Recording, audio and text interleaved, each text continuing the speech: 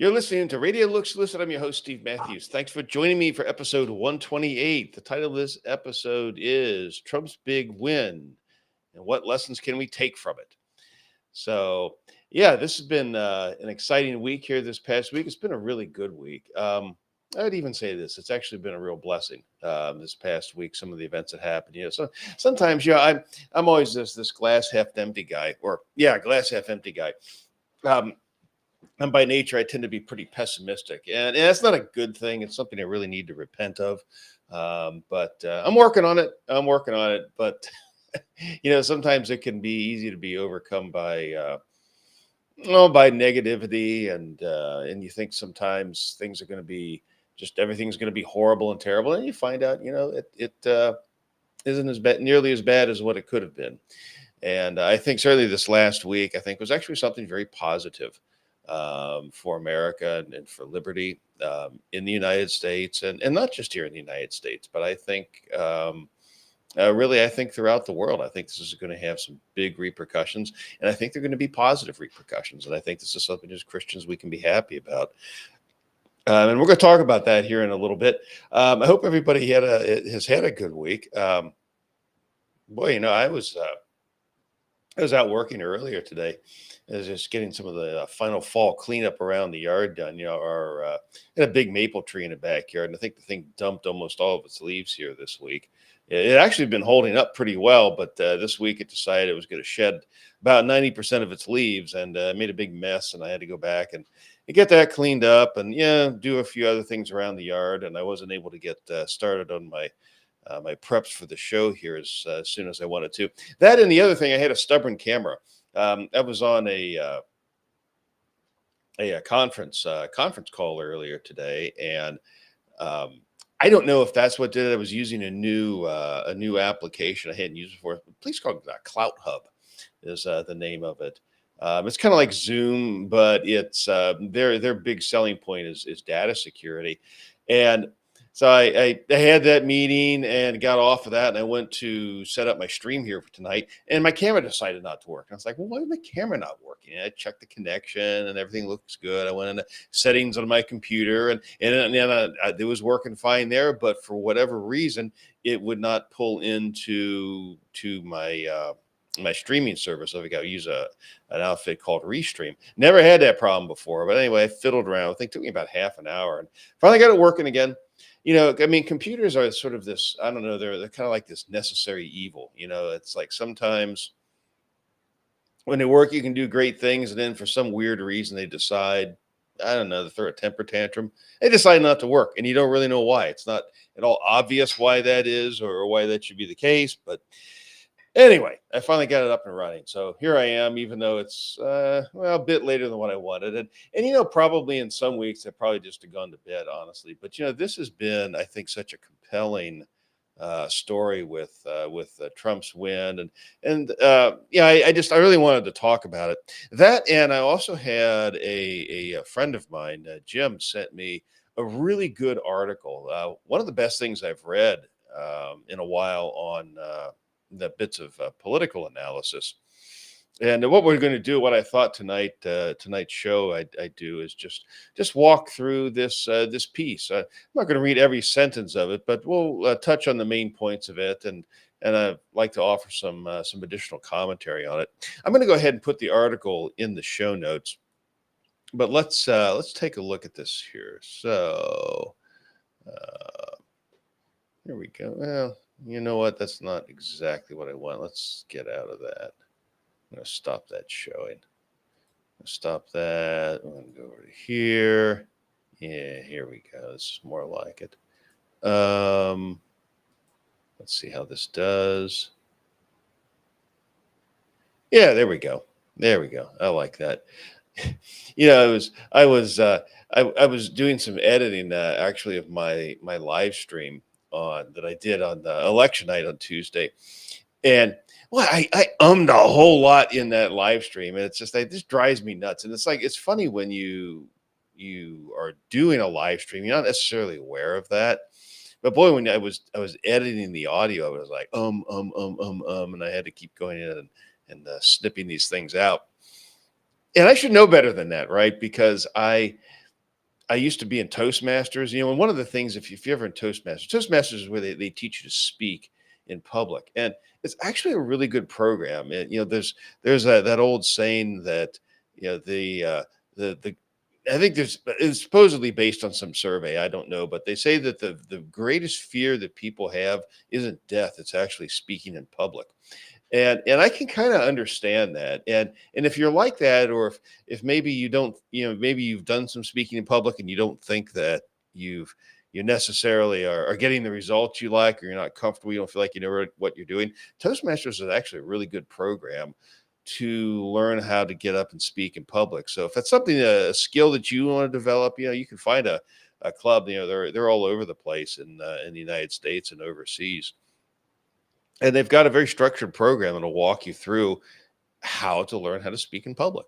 And it can be, as I say, I think it can be very helpful. But one of the things, the reason I bring that up is because when you do that, one of the things they do, they actually have people that count ums as part of the meeting. At least we did it in my club that I was in. I'm not haven't been in it for a while, but when I was in the club, there would actually be somebody whose job it was to have a piece of paper, and they have a little tick, and they put a little mark in there. Just did it then. It just said right there. But they put this little tick mark on the page, and as part of the meeting wrap up, they would talk to this person who is sort of the grammar person. And one of the things they would talk about is how many times people said in the speeches and presentations and various goings on in the club. It's so easy to kind of use those filler words and kind of fall back on them, but it's better off not to use them if you can help it, or at least limit it. I don't know that there's necessarily anything wrong with saying ever. It's not as if that's some horrible sin. But if you're always going well, that can be a little bit distracting. So anyway, I just noticed that when I was doing my editing, I was like, oh, good grief, Steve, you were just umming all over the place there. Anyway, so enough of that. So this was actually something sent to me by a friend, my friend Jim. So Jim, thanks so much for doing that. I really appreciate it. I don't know if I'd have seen this otherwise. And it's an article really well worth spending some time going through, which we're going to do. And I'm going to put this article, I'm going to put a link to it in the show notes so you can see it. It's something that's publicly available. It's not behind a paywall or anything. So that's a good thing about it. All right. So the title of the article here is Election Aftermath, Notes on the Grand Realignment, as we stare down the precipice, final ruminations. So that sounds a little bit foreboding, but it's actually I think some things here that should be encouraging to us as if you're a Christian, if you're somebody who loves liberty, if you love the Constitution, you love limited government. There's a lot of really good takeaways in here. I'll read through it and we'll just comment on it a bit. So I'm reading here, quote, I encourage you to read it particularly because the prediction set out in the opening of it. Well, let's see. That's not actually the beginning. Let's see here.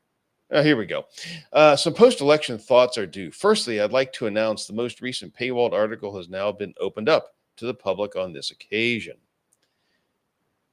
I encourage you to read it, particularly because the prediction set out in the opening of it has proven accurate thus far, insofar as Trump winning and causing a tangible realignment and soul searching on the left. So the remaining prognosis may have a special resonance. But I'd like to point you to a couple of the biggest takeaways from the election result. Here's my biggest of all. The election proved one thing: the deep state and hidden hostile powers known as the globalists, quote, put those in scare quotes, that scheme behind the scenes and secretly run the country are not all powerful. They can clearly be defeated when the people are fed up enough. Okay, so let's stop there for a moment. So the author here, and the name of obviously this is a pen name of sorts. He goes by Simplicius. So I don't know what his actual name is, but that's his pen name. So we'll go with Simplicius. So Simplicius tells us a couple of things here. He first of all acknowledges that there is such a thing as a deep state, and there are things as globals. He doesn't say that's just some sort of there I go, umming again. I'm gonna try to stop that. He doesn't just say that these are figments of people's imagination or rumors or conspiracy theories or things like that. he acknowledges that these are real things, but he also acknowledges they're not all powerful. And that's something I think that I said that maybe in last week's podcast, or maybe it was in an article that I wrote, because I had written a follow up blog post last Sunday, just with some additional thoughts about what was at that time the upcoming election. And one of the things that we need to keep in mind, I kept my mind kept going back to this verse from Isaiah. It's Isaiah 29, and it reads, "Now the Egyptians are men and not God, and the horses are flesh, not spirit." And the point that Isaiah was making here is that the Egyptians, or you can apply this to any great power, whether it's the Babylonians or the Romans or the Greeks, or in modern day terms, any of the United States, or any of the enemies, enemies real or imagined that we might have in the world. They're men, not God. Our political enemies. I mean, these are people. The Democrats are clearly, the party of tyranny.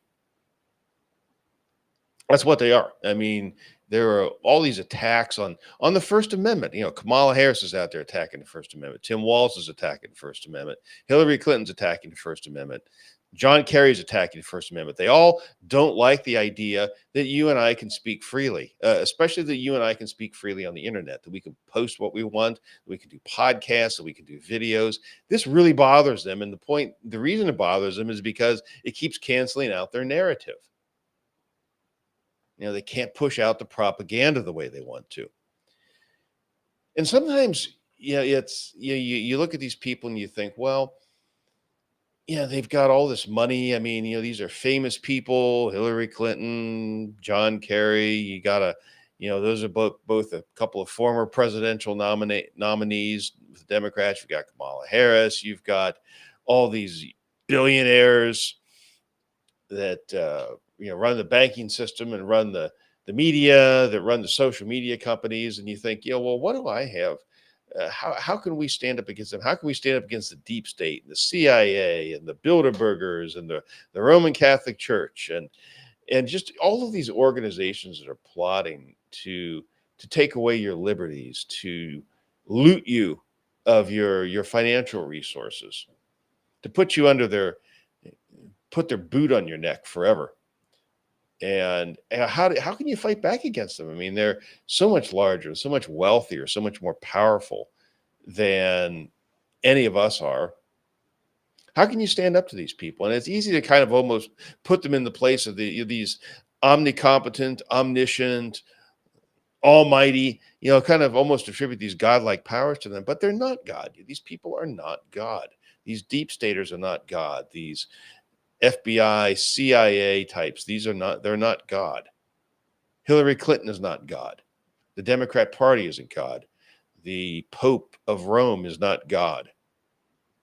The U.S. Conference of Catholic Bishops aren't God. The Jesuits are not God. These are powerful organizations. They're evil. They do a lot of bad stuff, but they're not God. And they can be defeated. He says, the author here, Simplicius, he says, they can clearly be defeated when the people are fed up enough. Well, yeah, they can be defeated. I've said for a number of years that Donald Trump's victory in 2016, I really do think he stole a march on the establishment. When he first started running, he was sort of an object of derision. And I think I did talk about this last week, but thinking about, for instance, Jeb Bush. When Jeb Bush declared he was going to run, it was like a coronation. All the media, everybody was, "Oh, Jeb Bush! Oh, Jeb Bush! Oh, Jeb Bush is just awesome." It was, can we hand you the nomination on a silver platter, please? They were almost throwing themselves at his feet, and it was just assumed that he was going to win, and that you were going to have an election, it'd be Hillary Clinton versus Jeb Bush. I'm sure Hillary Clinton would have won, and Jeb Bush would have graciously accepted defeat, said, "Oh well, we did the best we could," and all this stuff, and then you'd had 8 years of Hillary flying around on a broomstick. You had the monstrous regiment of Hillary Clinton, and that would have been awful. It would have been horrible for the nation, but that didn't happen. Donald Trump, despite the fact of having just massive negative news coverage in 2016, the fact that The entire establishment was against him. He still managed to pull off this amazing victory that not too many people expected. And it looks apparently, from what we can tell, he defeated the deep state again here in 2024. It's quite an amazing thing, and it's something that I think should encourage us. Sometimes we need to learn how to take the W, take the win. I think I mentioned before. I tend to be by nature a bit of I guess, a pessimistic, glass half empty guy, that sort of thing. Well, I think sometimes when we get a win, sometimes there's always people looking around trying to find, oh, when's the next shoe going to drop? This type of thing. Well, maybe there isn't going to be another shoe drop. Now, I'm not saying everything's going to be smooth sailing, and we've still got all of these evil people around that want to do evil stuff, and they're not going to give up. I mean, you're going to have there are going to be difficulties, and we have to understand that on one hand. So we have to acknowledge, yeah, okay, there's going to be struggles and additional difficulties, maybe things we haven't even thought of yet. One of the things some people have talked about, for instance, is, well, the economy is not good. And there's an interview out with a guy that I think does some really good work, Ed Dowd. And I haven't watched it yet, but I can tell from the title of it, he is of the view, that the economy is in a dumper and that things could get a lot worse. And, what might happen, we've got Donald Trump in power, and maybe some people in powerful places would like to tank the economy. Would they like to, manipulate the economy to bring on a recession, to make it worse than what it should be? Maybe, I mean, I can't say that's impossible. There's actually precedent for that type of thing in history. If you read about Andrew Jackson, President Andrew Jackson, I mean, this was almost 200 years ago, but he wanted to end the first bank of the United States. And the first bank of the United States, it was almost like it wasn't quite like the Federal Reserve, but it was almost like a proto Federal Reserve central bank. And this guy who was the head of the bank, his name was Biddle, actually intentionally induced a recession while Jackson was president, hoping to turn the public against Jackson. Well, it didn't work, and Jackson actually won his fight against the first bank of the United States and shut him down. Now, I want to check on something here. Um, just a moment.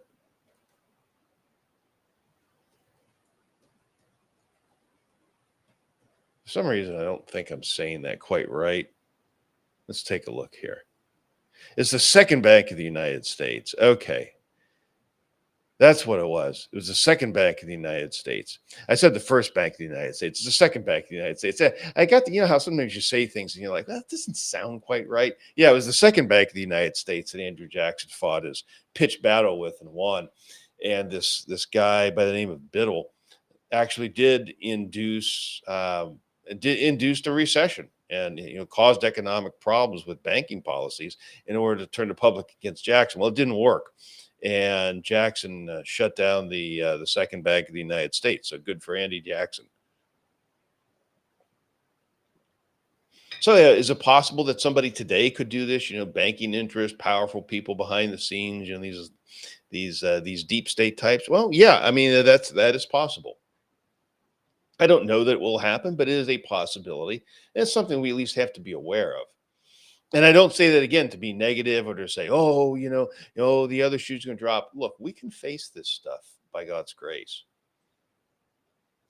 We have to speak the truth. We have to stand on the word of God. And we have to continually rebuke people who speak evil and who practice evil. And these people can be defeated, and that's one of that's I guess the big takeaway that Simplicius wants to leave us with here, and I agree with him. I think that's absolutely critical to understand that as Christians, these people can be beaten. They're not they're not uh, they're not omnipotent. They're not all powerful. And he continues here. He says, in this election cycle, they tried virtually everything, and none of their previous methods were enough to rig and steal the election for their candidate. From alleged cases of electronic vote machine rigging via machine anomalies to ballot harvesting, false polls and surveys, rigged search results on Google and elsewhere, to the big one, mass illegal migrant invasion meant to install a permanent Democrat voting regime in perpetuity. None of it worked. And Trump still wanted a massive Republican landslide. Republicans won the Senate, and as of this writing, are way up to winning the House, on the way to winning the House as well, with multiple seats flipped in each. The Republican side, controlling every branch of government, could give Trump carte blanche power to do a great deal of the house cleaning he promised.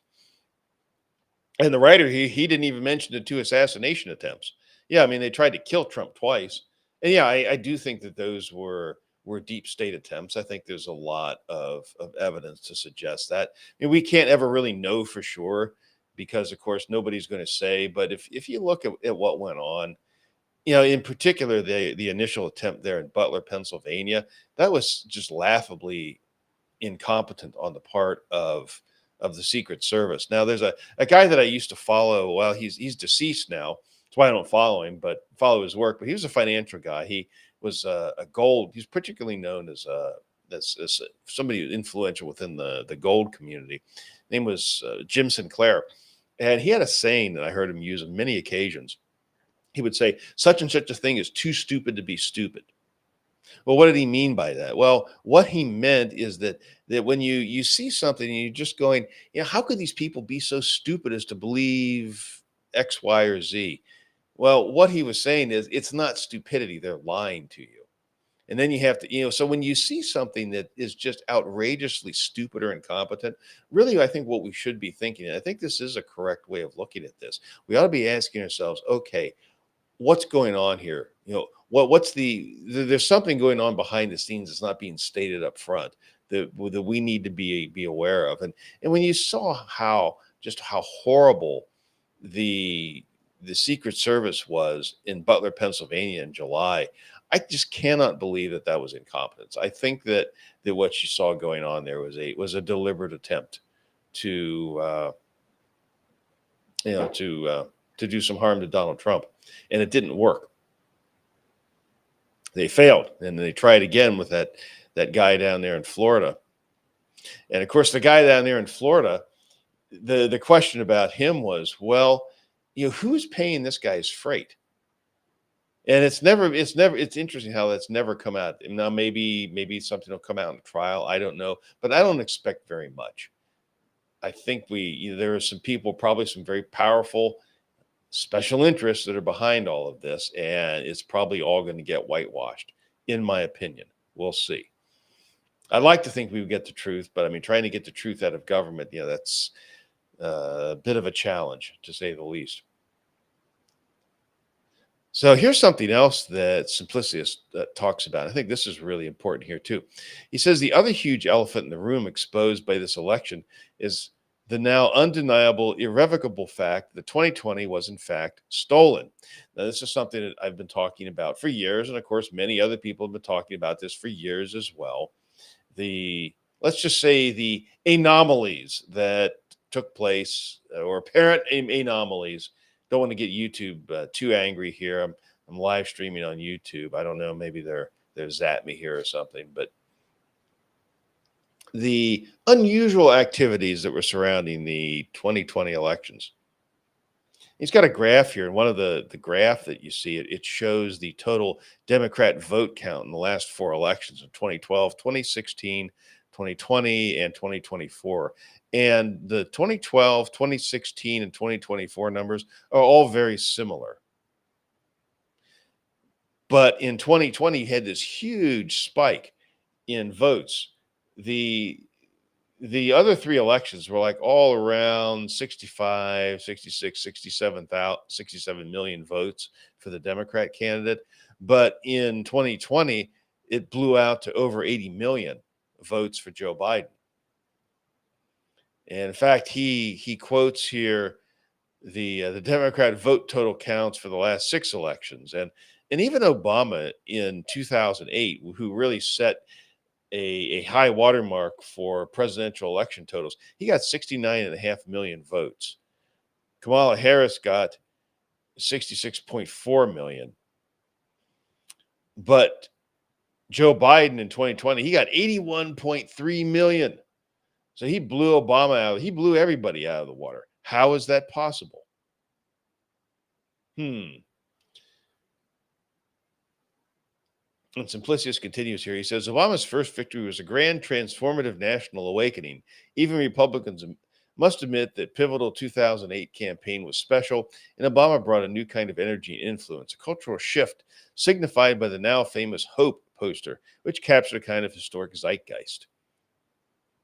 And the numbers reflect this. The 2008 vote had a record turnout of 69.5 million for Obama. Harris's 2024 campaign spent a record-breaking $1 billion. $1 billion. Sounds like who's that guy? Dr. Evil. Yeah, $1 billion. I think he said $1 million. This is $1 billion.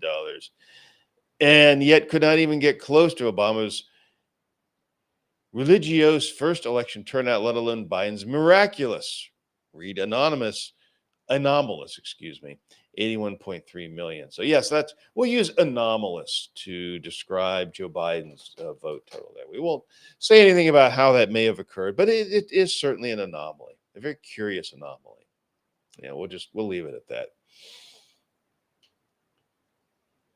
And he continues there. He says, there's simply no mathematically possible way that Biden had such an anomalously high record breaking turnout, eclipsing both before and after Democratic candidates. For the record, Steve Bannon has now declared they will not let the issue slide and will pursue the truth and all remediations for what was perpetrated in 2020. And Simplicius asks a very good question. He says, so the other big question, how did the establishment lose exactly? If they had their foolproof plan of millions of new migrants, etc., what exactly went wrong for them? He provides some pretty good answers here. This is what he says. Well, it appears that Trump's team did, in fact, prepare the ground for the contingencies. A member of his team claimed an army of 500 lawyers per state, had descended last night to watch for all irregularities and, in fact, appeared to have even countered several attempts in the vein of 2020. He provides an example. So Simplicius continues. For example, not only were statewide irregularities reported, mostly smaller ones like playing with vote times, officials showing up late, or machines allegedly going down in mostly red counties, but there was also this in Center County, Pennsylvania. And this is a post from X that he cites here. This gentleman named John Strand. And this post says this: breaking another legal win. Center County, Pennsylvania officials were planning to stop counting ballots throughout the night in violation of state law. The RNC threatened to sue, and that was enough. Officials agreed to continue the count as required. This time we don't fold. So that was a post. That was actually on election night. It was 10:04 p.m. I suppose it's probably Eastern time on November 5th. So that was election night. Simplicius continues. We'll likely never know for certain, but it did appear that RNC and Trump's team were far better prepared to handle all the tricks and gimmicks. The lack of COVID protocols obviously obviated a lot of the mail in ballot chicanery from last time, but it is still a bit of a mystery why tens of millions of new illegal migrants did not massively swing the election the way they had planned. In truth, maybe they did swing it far more than we know, but it was simply that Kamala is so unpopular they couldn't even get her close to the finishing line. Perhaps without an illegal vote, she would have ended up with 30 or 40 million votes rather than 65 million. So that's a bit of speculation here, but that is certainly a possibility. Maybe it turns out that there were a ton of illegal votes out there, but it was just too big to rig, right? I mean, that was one of the things the Trump campaign talked about quite a bit in the months leading up to this election. Too big to rig. They wanted to have a victory that was too big to rig. And this is true. We talked a little bit earlier about the fact that these deep state types, they're men and they're not God. So they're not omnipotent. And since they're not God, since they're not omnipotent, that means that there's some sort of upper limit to how much they can rig, how many anomalies they can create.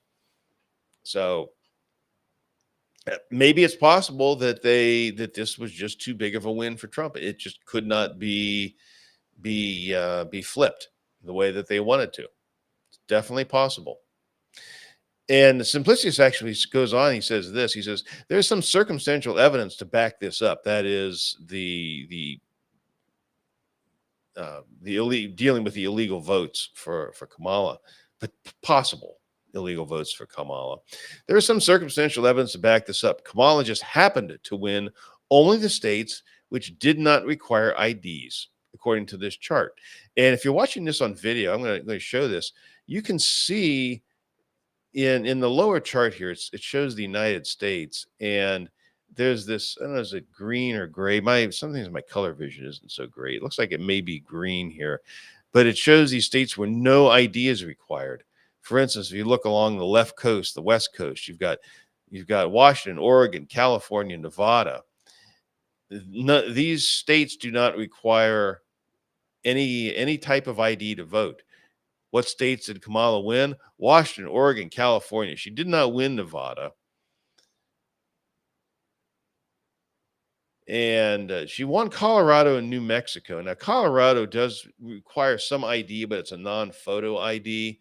And of course, they flooded. I know the mayor of Denver has been flooding Denver with illegal aliens. He calls them newcomers. That's his nice little buzzword that I don't know. Maybe he picked that up from the U.S. Conference of Catholic Bishops. But he likes to call them newcomers. But yeah, he's flooding Colorado with all of these illegal aliens. And of course, New Mexico does not require voter ID. Illinois does not require voter ID. Kamala won there. Minnesota does not require any voter ID. She won Minnesota.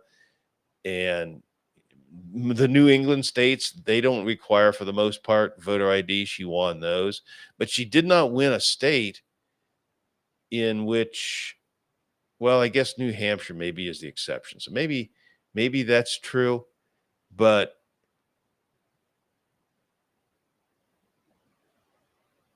yes, I mean, it's amazing how the map of the states that Kamala Harris won is almost a perfect overlay with the states that don't require voter ID.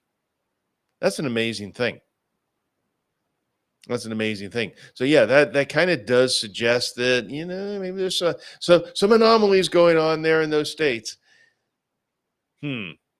Interesting. And Simplicius continues here. He says the 2024 was billed as having a record turnout for an election both sides knew was more critical and pivotal than ever. Yet its total votes cast were dwarfed by an election held during the worst health pandemic of several generations. And Simplicius, he lists out the total votes. This isn't just votes for an individual candidate. This is the total votes cast. For instance, like 2004, you had about 21 million votes cast. 2008, you had about 129 million votes cast. 2012, 126 million. 2016, 128 million. In 2020, you had 155 million votes cast. And then in 2024, you had 129 million. So all of those, like what they used to say on, what was that, Sesame Street? One of these things is not like the others. So yeah, one of these things is not like the others. The thing that's not like the others is 2012 with this really high vote total of 155 million. And all of these other vote totals, these were all in the 120 million range, 120 to 130 million range. So 2020 is definitely an outlier, no question about it. Then you had this thing here with bellwether counties. And the bellwether counties, there are certain counties that almost always select the winner of the president. Whoever wins these counties then goes on to win the election. They're just certain ones, and they list out, I don't know, was it about 15 or so counties, different states in the nation. For instance, there's a couple here in Ohio, Ottawa County and Wood County, that are considered bellwether counties. They always pick the presidential winner. And again, he goes back to 1984, and it shows how this really plays out. And in 2020, Donald Trump dominated in the bellwether counties. He only lost one bellwether county. In fact, let's count how many bellwether counties there are. Let's see, 1, 2, 3, 4, 5, 6, 7, 8, 9, 10, 11, 12, 13, 14, 15, 16, 17. Okay. So in 2020, in 2016, Donald Trump swept all 17 bellwether counties. In 2012, Obama swept all 17 bellwether counties. He won. In 2008, Obama swept 16 out of 17 bellwether counties, and he won. So you can see this pattern that really does hold true. In 2020, Donald Trump won 16 out of 17 bellwether counties. Joe Biden won 1. But guess who won the election in 2020? And there's nothing suspicious about that. And then back to 2024, Trump won 15 of 17 bellwether counties and went on to win the election. Hmm. That's another sign there that maybe there was a few anomalies there in 2020. I'm just saying, YouTube, don't get angry at me. Uh, that's just this looks a little anomalous, some anonymous anomalies. So hey, we'll just kind of leave it at that. And Simplicius concludes here. He says, "Where there's smoke, there's fire." Yeah, yeah. There's a whole lot of smoke there, and I think he does a very good job laying out the case. So well done. This is a really good piece. I had not read this author before, but I'm going to try to pay a little more closer attention to him. I think he does some very good work here. And there's a video here of Scott Jennings. He's on CNN. I'm not sure if he's a CNN reporter or if he's um, a I don't know, a political operative. I don't know what his role is, but it's about a 2-minute video, and I actually watched this a few days ago. It's very interesting. He really actually lays this thing out to the CNN people the way it is. I'm gonna go ahead and play this. Let's see what he has to say here.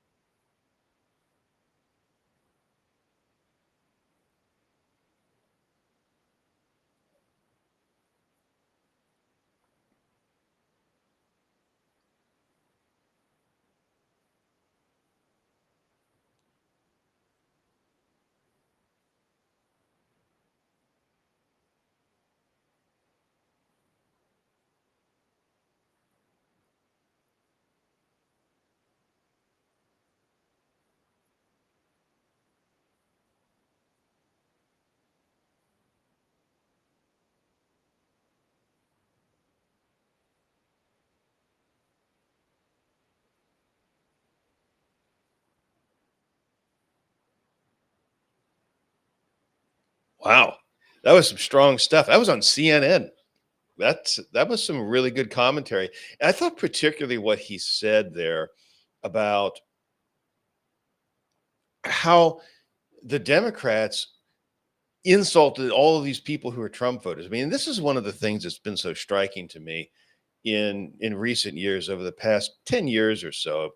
Really, this started with Obama, and he made his comment about, in fact, I think he was talking about people in small towns in Pennsylvania who were bitterly clinging to their guns and religion. That was the way he put it. And then Hillary came along in 2016, and she upped the ante. She called them, of course, famously called Trump voters deplorables and irredeemables, or irredeemably deplorable, or something to that effect. And then, of course, you have Joe Biden just a couple of weeks before the election. He's calling Trump voters garbage. And that was after spending most of the last 4 years insulting Republicans and Trump voters, conservatives, what have you, and calling them, just all these just terrible names, fascists and racists and Nazis and all of this just awful stuff, really insulting types of things. And doing it repeatedly. I mean, this is not like it wasn't like a one-off thing for Joe Biden where that was just a slip of the tongue or something. He's been doing this since day one he took office. He had this stuff was embedded in his inaugural speech in January of 2021. And he hasn't taken his foot off the gas since then. And this stuff has got to stop. I mean, you can't just go around and say everybody who disagrees with me is a Nazi. But I mean, that's essentially the line of argumentation that the Democrats use. And I think Scott Jennings did a really good job of calling that out, pointing that out. You know, they spend all this time mocking you and insulting you and telling you to shut up and calling you all these horrible names. But vote for us. You know, pro tip for you guys, for the Democrats out there, if any Democrats listen to this, don't do that. It's a really bad idea to go and insult half the country, at least half the country or more than half the country.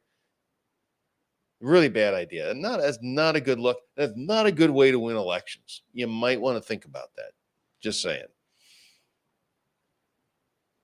And Simplicius continues here. He says, he makes a good point. Trump won the popular vote last night, not just the Electoral College. This was a huge slap in the face of the establishment organ predictions, like that of the Council on Foreign Relations on the very day of the vote. And this is the Council on Foreign Relations. If you don't know about the Council on Foreign Relations, the CFR, they're one of these big globalist outfits. All these muckety mucks work there. And there's a lot of funding, big money involved in this thing, but they put this post out. I guess this is on X. And here's how the post reads from the Council on Foreign Relations. Quote, even if Trump wins the count in the Electoral College, he is still likely to lose the popular vote. And so the more fundamental charge lobbed against him will be that he does not represent the general will of the people. It looks like it's a company here. I guess maybe that's an excerpt from an article called America's Era of Violent Populism. So, yeah, they want to tell you how violent, how horrible and terrible you are if you don't want to be ruled by people who are trying to overthrow the Constitution, like Kamala Harris and Tim Walz wanted to do. If you don't want to do that, you're a bad person. You just might be a fascist. It's kind of like that. What was that, Jeff Foxworthy? He used to have that routine, he'd say something like, you just might be a redneck. Well, in this case, yeah, if you don't agree with Kamala Harris and you don't think overthrowing the First Amendment's awesome, well, you just might be a fascist. That was their message. I mean, it's ridiculous and it's unbelievable how they think that this is somehow, I don't know that this is actually a workable strategy. And people are just fed up with it. I've been fed up with it for years. I'm glad to see the more my fellow Americans are saying enough of this. It just needs to stop.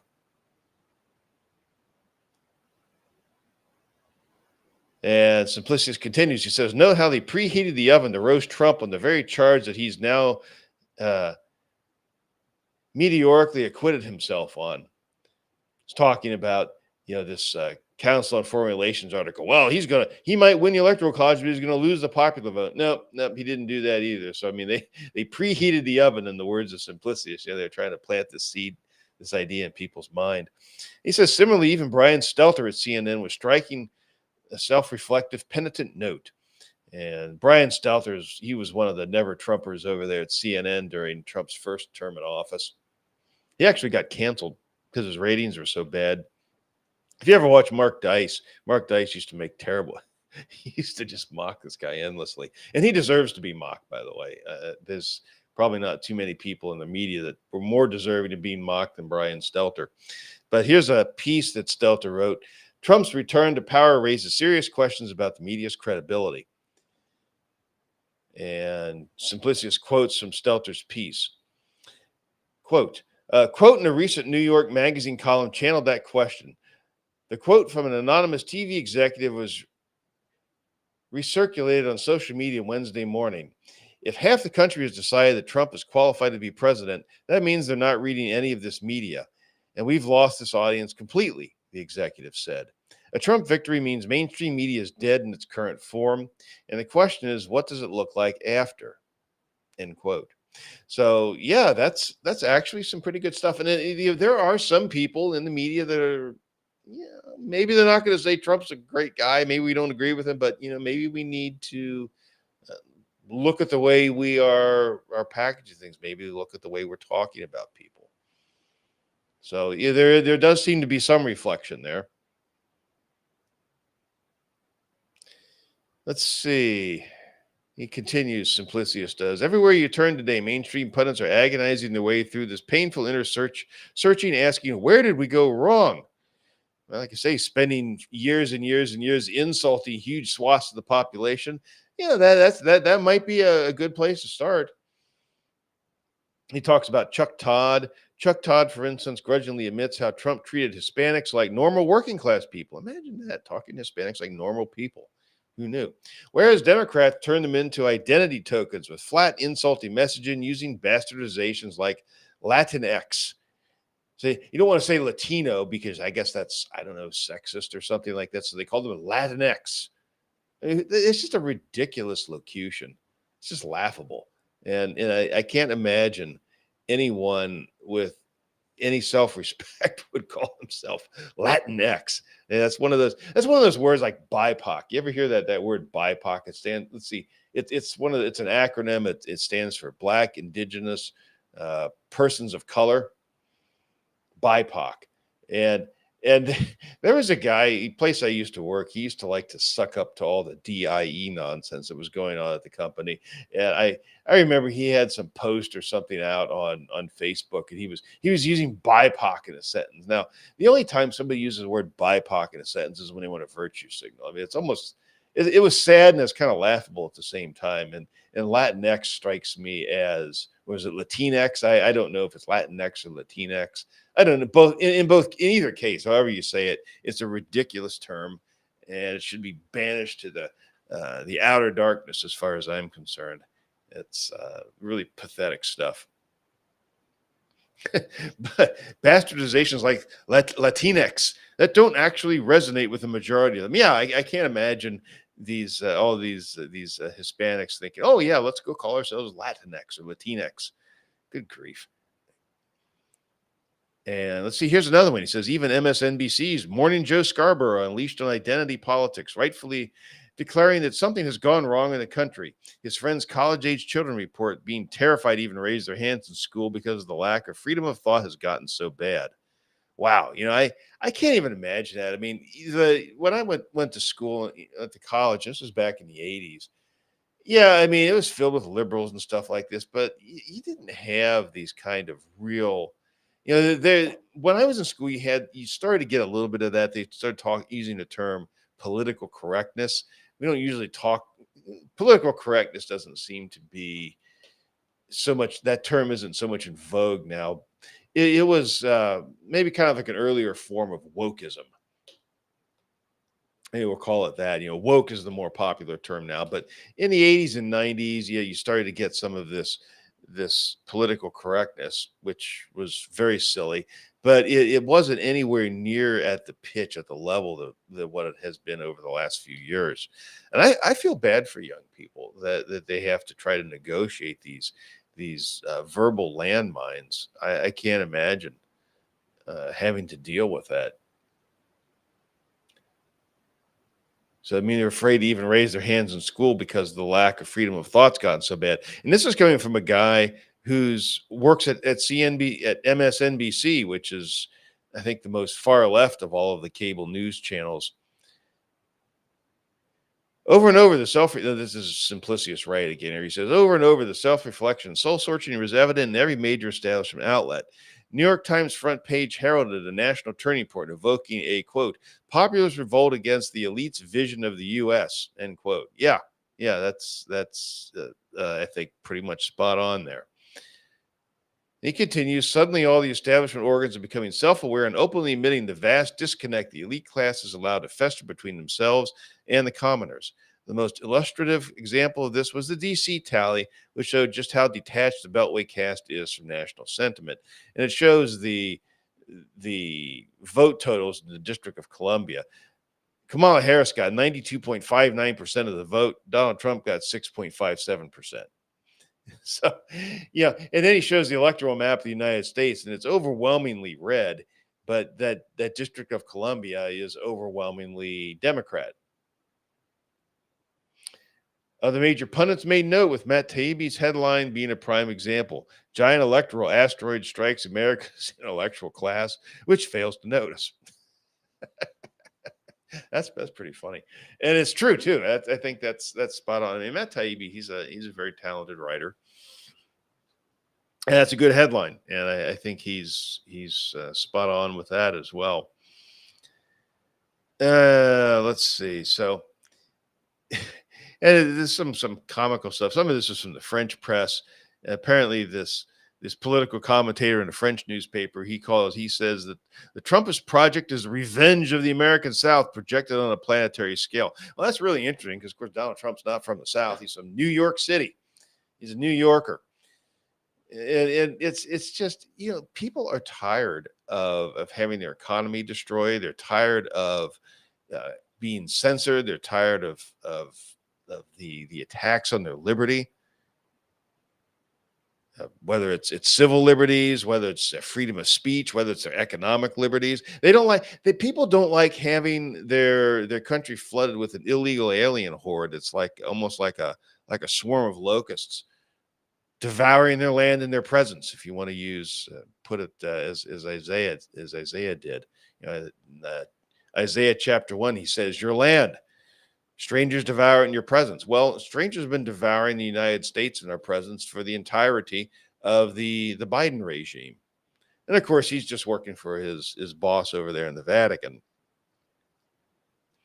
Uh, Joe Biden. I mean, that's what's been going on. If you don't know about that, all of this flood of illegal aliens coming to the United States, or even if they're legal in some very nominal way, it really doesn't matter. The socialist immigration policies, the Biden regime, this is the practice of the Vatican's theory on immigration. It's the Vatican's socialist globalist theory of of immigration. I mean, it's Antichrist attempt to overthrow the United States. That's what this is. And I don't know. Let's see what else we got here. Oh, here's a lovely picture. This is from the New Yorker. This is what the New Yorker thinks of normal Americans. The Americans prepping for a second civil war. It shows kind of a shadowy figure here standing on, I guess, kind of a log cabin. So I guess he's this homesteader, and he's got what looks like I guess probably an AR-15 there, and he's a scary, menacing kind of a fellow. And this is the way the New Yorker wants to present normal Americans to its readers, and this is just nonsense. Let's see what else we got here. Oh, this is an interesting thing. This is an article from Politico, and it's talking about. It says Schultz sets stage for German snap elections as government collapses. So yeah, the government of Germany collapsed. Let's read a little bit about see what Simplicius has to tell us here. He says, an example of the indirect effect mentioned earlier, major changes are already befalling the world just owing to Trump's victory's sheer inertia. For instance, mere hours after Trump's victory, the German government began to collapse under Schultz. Politico asserts that it was no mere coincidence. Trump's victory left German elite badly shaken as to the repercussions Trump's policies could have on their already ravaged German industries. So yeah, the German elite are panicking, and this is interesting too. Of course, is that the government of Germany, just like the governments throughout the West, has spent a great deal of time and energy trying to destroy the German people. The government of Germany hates the Germans, just like the government of France hates the French, or just like the Biden regime hates the people of the United States, or Justin Castro hates the Canadians that he supposedly governs. I call him Justin Castro because if you haven't heard the rumor, there's some rumors out there, and I would say not entirely without merit. In fact, I think they do have some merit, that he actually may be Fidel Castro's son. I'm not going to get too far into that right now, but there are some people who think he is. And even if he isn't, he certainly, his policies are very communistic. So it's probably not bad to call him Justin Castro regardless. And let's see what else we have here. Yeah, I think there's more in this article, and I would encourage you to read this through on your own and digest it because there's some really good stuff, and go back and reread it because there's a lot of information in there, but it's very well written, and I think that you'll find it's very informative. Certainly one of the best things that I've read on politics in a while. So I think we'll probably bring things to an end there. But anyway, I just wanted to say, once again in closing, I'm so thankful for the events over this past week. I go to a couple Bible studies, and I know that the guys in the Bible studies that I went to this last week, they were very encouraged by this, and they really did see this as a gift of God. And I agree with them. And again, it's not because they think or that I think that Donald Trump is perfect, that he's without flaws, that everything's been solved, and we can all go back to kind of go back to sleep or something like that.